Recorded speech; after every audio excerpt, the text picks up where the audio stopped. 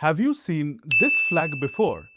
This is the pirate flag or the Jolly Roger of the Straw Hat Pirates from One Piece. And somehow it has started appearing in real world protests across countries like Indonesia, Nepal, and Peru.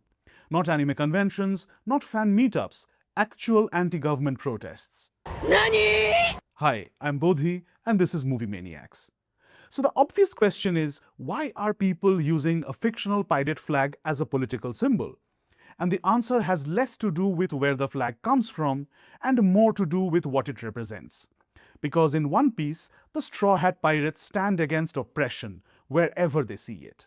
Their captain, Monkey D. Luffy, may seem simple at first. He loves food, adventure, cool robots, and dreams of becoming the king of pirates. 海賊王になるのは俺だ And there's one thing Luffy cannot tolerate: people being crushed by power. Whether that power comes from individuals, kingdoms, or entire systems.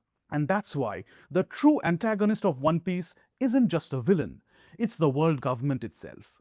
An authoritarian global regime that controls nations, protects a corrupt elite class called the Celestial Dragons, and violently suppresses rebellion. Entire islands are erased, communities are annihilated, history is censored.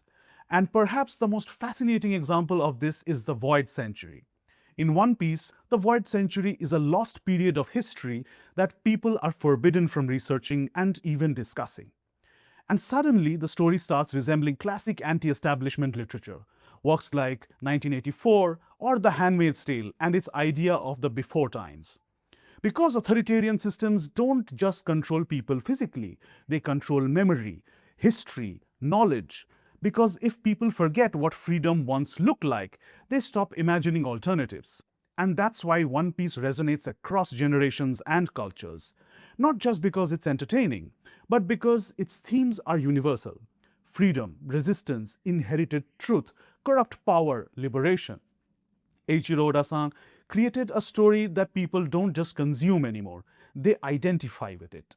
And maybe that's why the Straw Hat flag escaped the screen and entered the real world. Because to many people, it no longer represents just a manga. It represents resistance against systems that deny people dignity and freedom. And I think that is what makes One Piece one of the defining epics of modern pop culture.